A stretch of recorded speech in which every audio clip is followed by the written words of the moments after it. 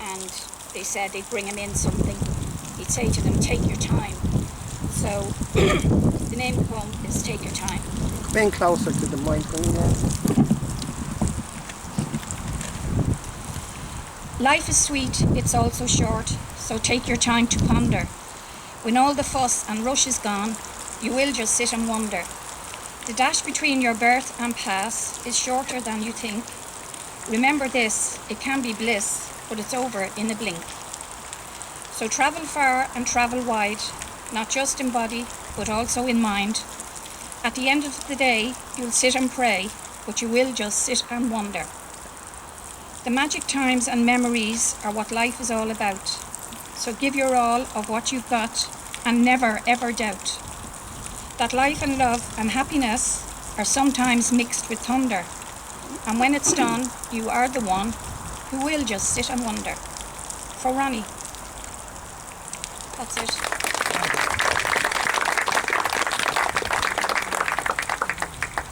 Now, I mentioned earlier that 24 years ago we performed here.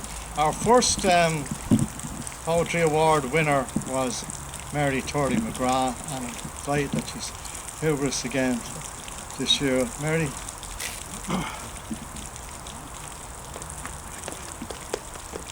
I'm not looking a day older after all that. Specsavers, Liam. Specsavers. Again.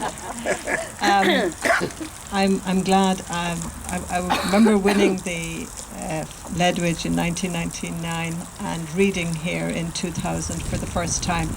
And I think we had to adjourn up under the colonnade because it started to rain. But anyway, this year it has held up, which is great. And I think this is an absolutely amazing venue. Just to walk in here and see the roses and the water and the fountain, it's an extraordinary place, and it's always a pleasure to be here. And well done to Liam and Michael for keeping it going down the years. And also, Liam mentioned departed friends. For example, in 1999, Dennis Collins actually won the traditional section in 1999, and Michael Massey actually was second in the open section, and Michael died a few years ago as well. I just happened to pull out the list of winners from 1999. I'm just going to read one poem. It's called Ledwidge Centenary, and in 2017 I went down to Slane Castle because there was a number of lectures and readings and so on the life of Ledwidge in Slane Castle. And I'd never been in Slane Castle in my life, so that was a good opportunity to get your nose in the door. So I went down for the afternoon, or for the day. And one of the things that I didn't realise was that Francis Ledwidge worked in the kitchens of Slane Castle for a short while. He worked as a kitchen boy, but I don't think he was much good at the cooking, and the cook threw him out. Also the fact, I think this was a significant fact in Ledwidge's family life, that his older brother died from TB, and the older brother had a fairly good job, I think, in the civil service or something like that. And because of the older brother's death, the family's economic circumstances seem to have dropped, and that might have been another reason why Francis joined the army. But after the day in Slane Castle, I wrote this poem. It's just called Ledwidge Centenary.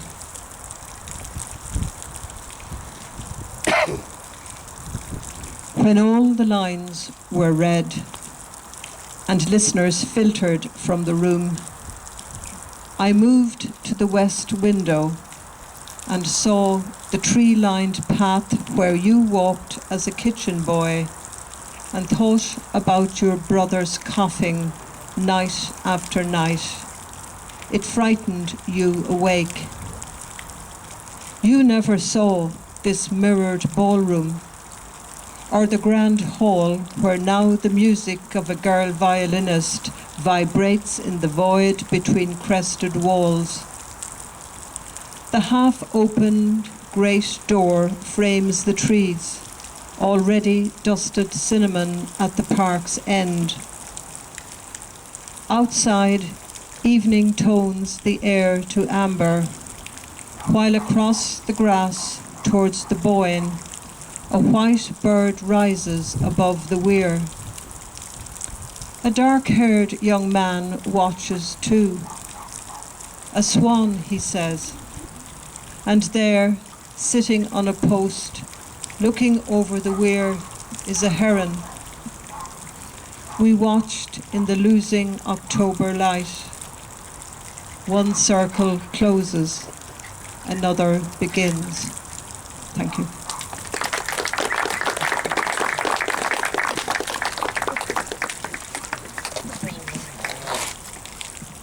Raymond McGovern.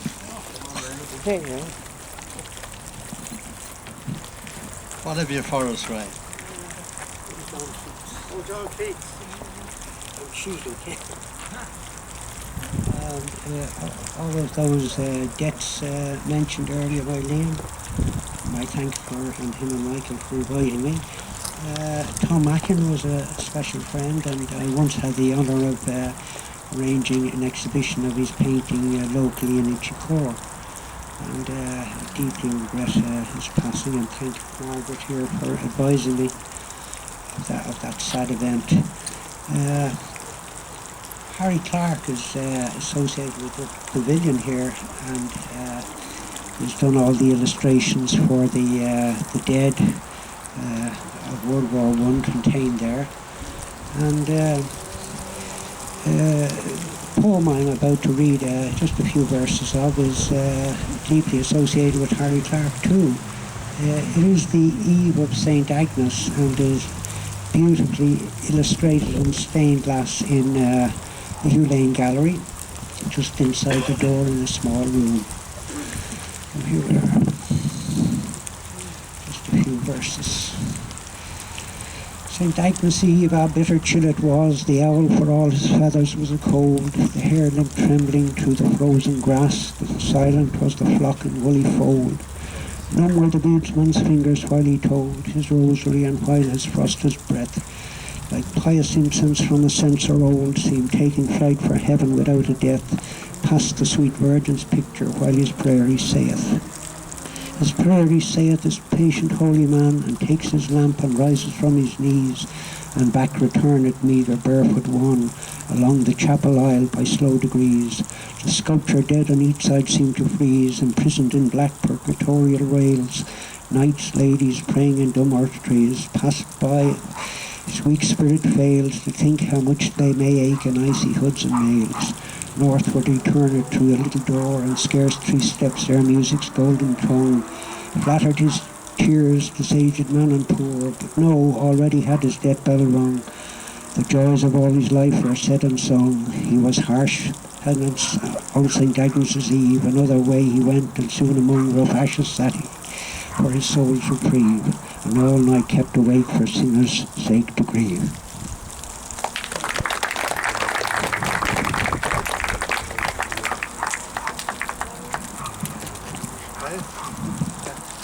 Maeve O'Sullivan writes haiku on honey bun and paddy butt and hot cross buns and all sorts of and long poems as well. So we don't know what we're going to get here. Maeve O'Sullivan. Like the song even. Hi everybody, it's lovely to be here. I've missed a lot of these events because of just holidays and things like that, so I'm delighted to be here this year. I'm going to read some haiku, and they're all set in, actually all the ones I'm reading are set in Dublin 8. And I'm lucky enough to live very near here, so this is actually my local park, and 2 of the haiku are set in the park, this park.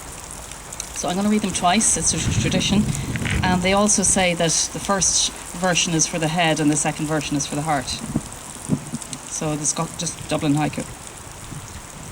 After the reading, a cherry blossom petal on the heel of his shoe. After the reading, a cherry blossom petal on the heel of his shoe. Memorial gardens, all its roses dreaming of summer blooms. Memorial gardens, all its roses dreaming of summer blooms. This is the dream come true.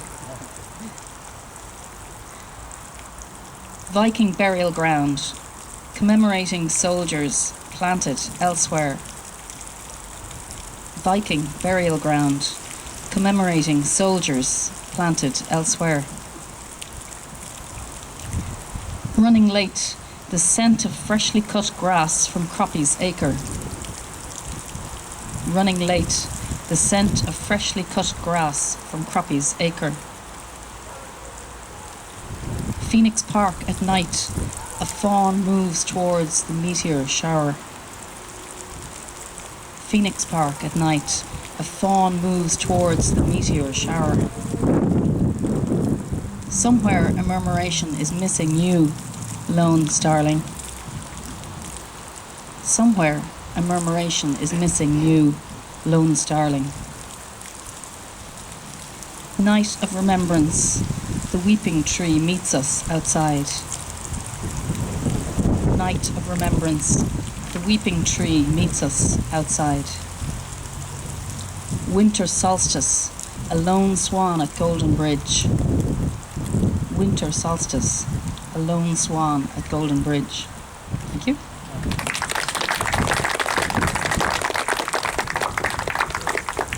Now, Christine Brough from Rathmines Crew.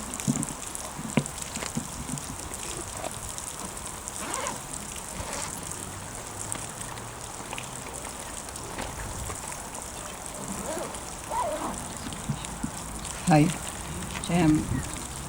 Troker competition this year had a theme called Land is Life, and usually I read a Ledwidge poem, but because this poem I wrote for this competition sort of fits in with the Ledwidge story, that land was so important to him and that the world is still full of war-torn people, and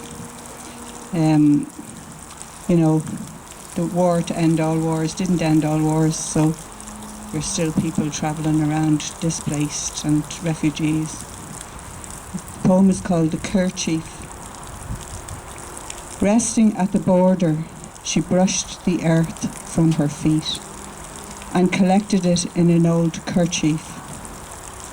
And while her sons slept, she scraped the soil from their sandal soles. This too she added to her treasure. She coaxed the river mud from between the toes of the little ones, who twitched in their slumbers, dreaming perhaps of tickles. The other women, sensing her mission, combed the travel dust from their long hair, brushed it from their clothes, and gifted it to her. So light and heavy in her hands she held the earth and airborne essence of their land, and she tied it in a bundle, hung it like a third breast on her chest. Taking her homeland with her when morning came, they crossed the border, and she imagined that the apple pip she sucked might be the first seed she would plant in this bag of heavy loss.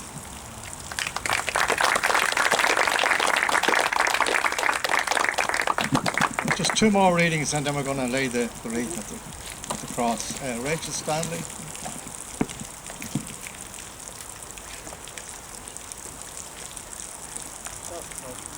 No, I know. Okay. I wasn't really forgetting about your microphone. No. Thanks, Liam. A sort of an impromptu invitation to read, so thank you. This poem is called The Language of Love. And so the wheels grind on, and the language of love threatens to engulf my heart. I've been brought to that half-remembered paradise where there is only the one. Oneness permeates everything, from the smallest insect creeping through the dust to the weary mother in a war-torn and parched terrain. The land is cold and empty despite the searing heat. Her breast is empty. The child sucks, but she has nothing to offer in this bleak place where they've forgotten oneness, where the language of the heart walks alongside darkness. And yet, the sun still rises. We breathe the vital life force, and the mountain remains firm and resolute. Well, can I just read a short poem by Brendan Kennelly?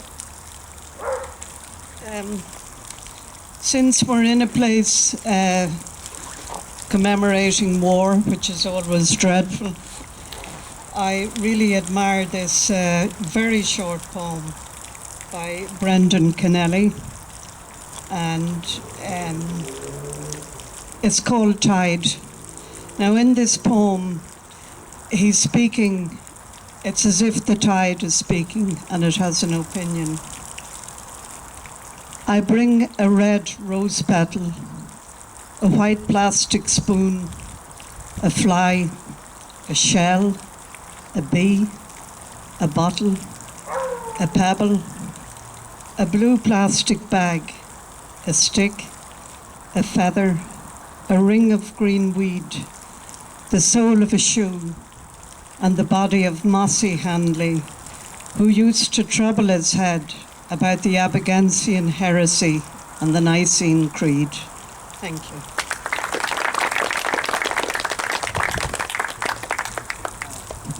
Before we have the wreath laying, it'd be nice to have final performance. Willie Joe Mealy has made his way here from the coal mines of Castlecomer just to be here. Is it a poem or a song, Willie? We'd like to hear your We'd like to hear a song, Willie. It's all We'd the like to same. hear the singing voice. That lilt from We'd like to hear the lilt. Kilkenny lilt. Forget the poem, you can read it some other time. Sing us a song. Sing us a song.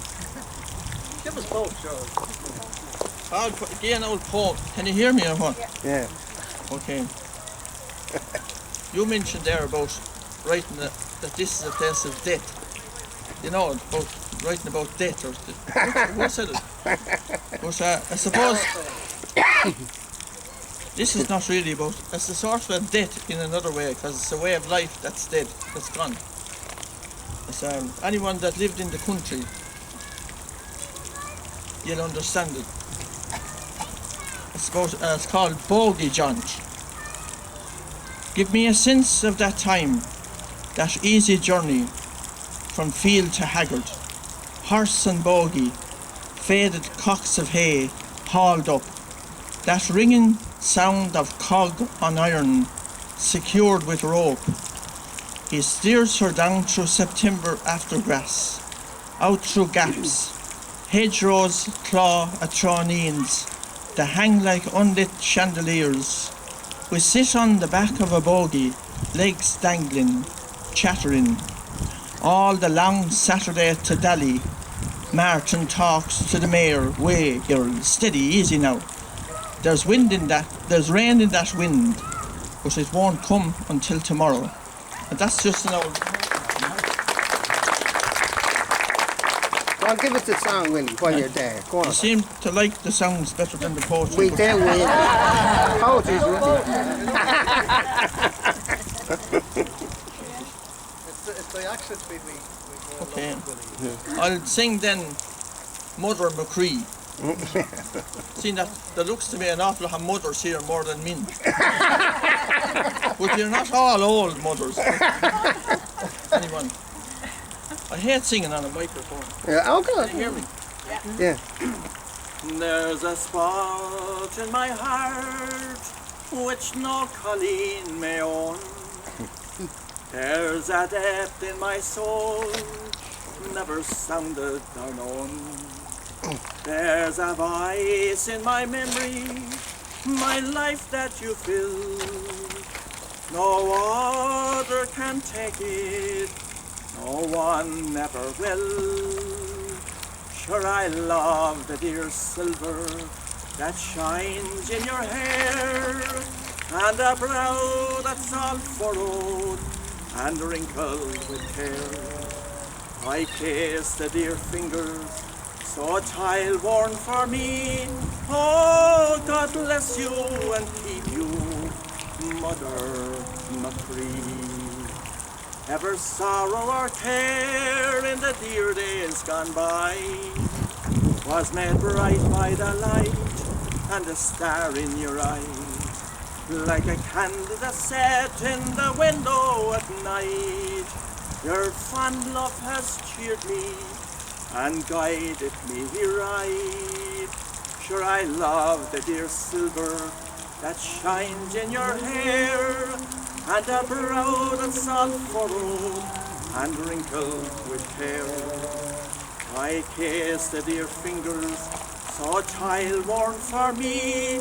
Oh, God bless you and keep you, Mother Machree.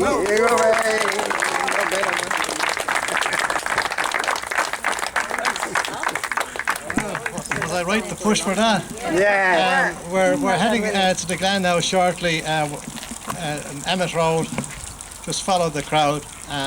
But we're going to have the laying of the wreath now, and if we could ask for Bernadette to lay the wreath for us. Would you do that? Okay. Just accompany me up.